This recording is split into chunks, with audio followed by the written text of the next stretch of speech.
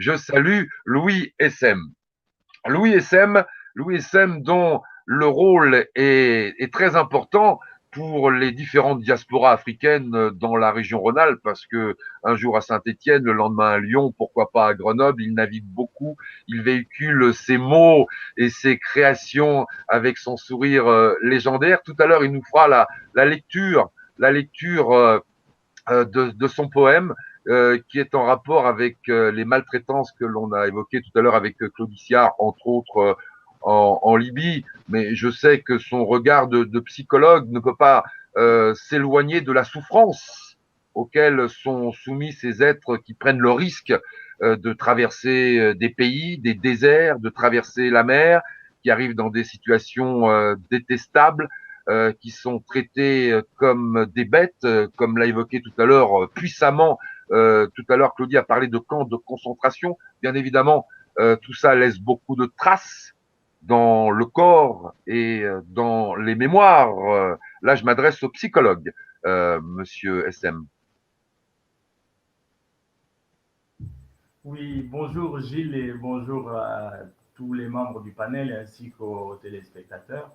Euh, Évidemment, c'est une situation qui, dans ma pratique au quotidien, je connais quand même parce que j'ai eu à rencontrer quelques-uns de ces jeunes qui étaient envoyés en consultation. Certes, ils n'en avaient pas les moyens de payer les consultations, mais dans l'urgence, voyant des jeunes compatriotes ou des jeunes africains, c'est arrivé que je les reçoive pour mieux connaître les trajectoires. Tout comme aussi ce que José évoquait, les jeunes femmes qui se retrouvent dans la prostitution, dans l'engrenage de ces systèmes-là.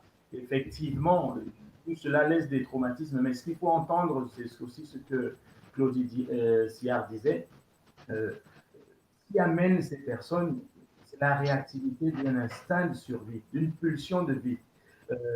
Ça veut dire que quelque part, lorsque ces gens partent, ces gens sont pris par le désespoir. C'est le désespoir. Ça veut dire qu'il y a un problème réel dans les pays d'origine. C'est peut-être un autre sujet, mais je pense que ce serait intéressant qu'on en parle. Mais que les gens n'arrivent plus à espérer le bonheur, à espérer réussir une vie, à essayer la possibilité d'une vie convenable, confortable. C'est ça qui les amène à partir. Et il y a tous ces siècles, là on revient un petit peu à l'anthropologie, parce que documentaire, documentaire Madine des Italiens. Comme ça, je pense avec Oui.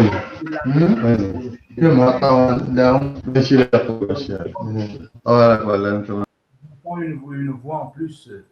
Alors, tous ces siècles d'esclavage, je disais, et de colonisation qui ont été une forme d'endoctrinement qui amène les Africains à se vider de leur propre identité, de leur propre estime et de leur propre dignité, au point où ils sont comme des personnes qui n'avaient pas d'histoire et que l'idéal, le meilleur, c'est de l'autre côté, c'est en Europe. Donc, ce qu'on peut appeler le complexe du colonisé. Le complexe du colonisé qui pense qu'il ne serait pas capable de choses viables, qui ne serait pas capable du meilleur, qui ne serait pas capable même de produire son propre avenir et un avenir heureux. C'est tout ça qui amène les personnes à travers cet idéal de l'Europe et l'incapacité à espérer dans leur environnement. C'est ça qui les amène à prendre la route. Tout ceci laisse évidemment des traumatismes parce que la traversée du désert, bon, je ne reprendrai pas les séquences de vie qui se passent à ces endroits. C'est quand même des vies assez difficiles, extrêmement difficiles, faites de violence, faites de soumission, faites de torture. Et on sait que lorsqu'on maintient une personne dans la violence, dans la soumission, dans la torture pendant une longue période, elle se vide de son identité. Comment on peut appeler ça? Elle est déshabitée. Ces jeunes qui arrivent, ils sont déshabillés, ils sont vidés d'eux-mêmes. Maintenant, quand ils arrivent en Europe, il y a la question de la vulnérabilité. Et j'ai parlé de l'instinct de survie au début. Lorsque vous arrivez dans un environnement où vous n'avez pas le droit d'être, parce qu'on vous dit que vous n'avez pas le droit d'être, vous n'avez pas de statut, vous n'existez pas. Et donc, si vous n'avez pas une place dans les systèmes sociaux qui existent pour permettre à une personne de s'épanouir, donc vous n'avez pas de place dans les minimums qui sont octroyés à tout individu, à partir de ce moment, soit vous mourrez, vous vous laissez mourir, soit vous faites agir cet instinct de survie. Or, cet instinct de survie, n'ayant pas de place, vous contraint à une seule activité. Une première, c'est la transaction. Et cette transaction, c'est la vulnérabilité qui passe par cette transaction qui permet au réseau de mettre la main sur ces migrants-là. La transaction, c'est quoi? Soit vous avez volé un objet, puisque vous n'êtes pas de là, ça ne vous appartient pas. Soit vous avez volé, vous le revendez. Donc, du coup, vous êtes récupéré par un système qui fait travailler des voleurs. Soit vous vendez votre corps, donc la prostitution, et vous êtes récupéré par un système qui fait travailler les autres avec leur corps. Mais pourquoi la personne en arrive à cela? C'est qu'il y a un dispositif qui favorise et facilite déjà cette capacité à la soumission, ou cette, je dirais plus, cette disponibilité à la soumission. Donc, pour dire que, en fait, ces migrants sont des personnes extrêmement vulnérables et à la merci de toute personne qui serait de mauvaise intention, tout simplement parce qu'elles sont sujettes à la nécessité de vie, à la nécessité de survie. Louis SM, merci pour ce cours presque magistral, la manière toujours aussi splendide dont tu décris les choses avec des mots justes et surtout une analyse, une capacité d'analyse tout à fait probante. Je vais te demander maintenant de camper le rôle euh, du lecteur d'un poème que tu as écrit. Alors là, bien évidemment, changement de cap entre guillemets.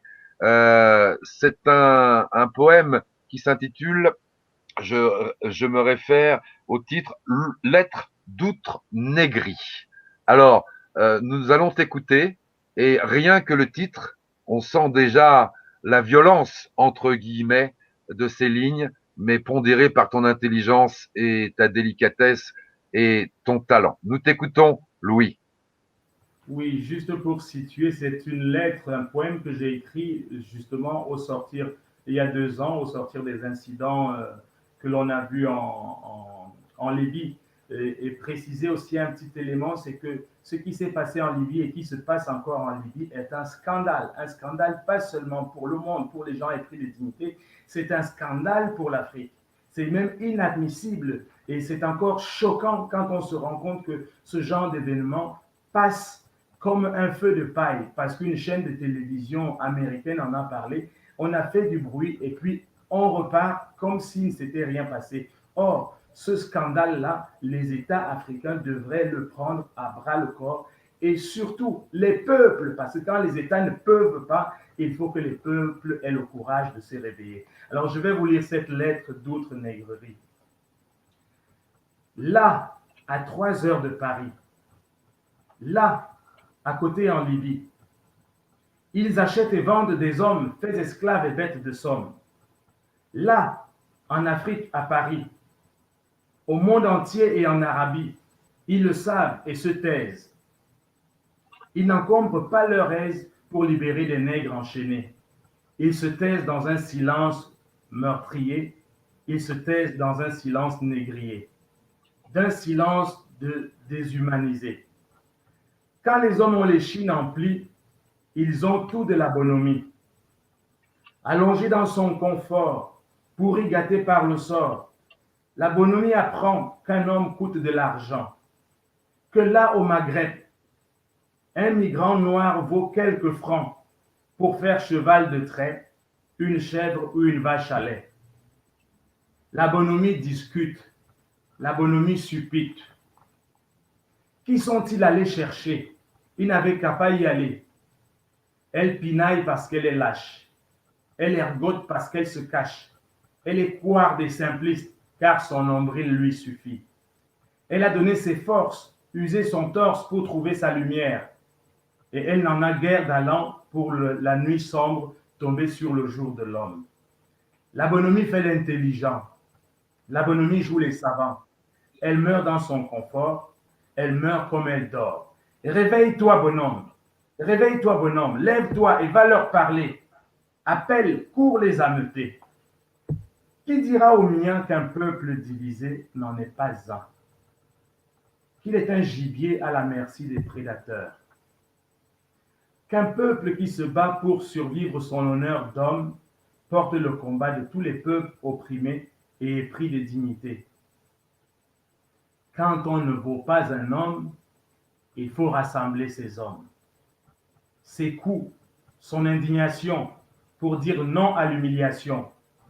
Comme un peuple preux, que la négraille se lève, que la négraille se révèle à ceux qui dénient la rougeur de son sang. Nous sommes la colère de notre sang. Il n'y aura pas d'homme sans nous. Nous sommes l'homme debout. Nous sommes l'humanité. L'humanité molestée, en branle-bas, en route vers Saba. Allons à Tripoli, c'est tout proche la Libye. Comme un seul homme, allons-y. Partout, il est une Libye négrière, à l'indifférence meurtrière. Allons frapper à sa porte, jusqu'à ce que tous en sortent, qu'il ne reste pas d'esclaves, pas un seul dans l'enclave. À la capitale, vous la trouverez, la Libye d'à côté. À Conakry, Dakar, Ouagadougou, Bamako, Yaoundé, Cotonou, est la créance d'ambassade, juste sur vos façades. Vous y avez des frères à libérer. Allez-y crier la dignité, qu'un homme est une vie, qu'un homme n'a pas de prix. N'y allez pas comme une ethnie, mais comme le peuple de la vie. Il est le ventre de toutes les tribus. De l'humain, nous lui devons le tribut. Le peuple d'un jour se lève comme un feu de paille, s'élève, et retombe aussitôt, le mauvais temps sur son dos. Le peuple d'une émotion braille comme un colibri piaille, et se tait comme un mort quand le soleil s'endort. Le peuple d'une indignation s'offusque comme une nation étrangère et s'en repart sitôt, hué ailleurs d'autre tard.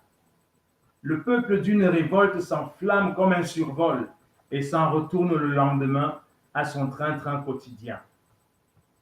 Puisque les maux des hommes persistent, que le dédain, la servitude résistent à vos efforts de vous affranchir d'un dessein au rabais, au péril, vous qui avez vu vos pères, mères, méprisés depuis la nuit des airs, votre veille est de tous les temps, car l'oubli pieux vous prend gentiment.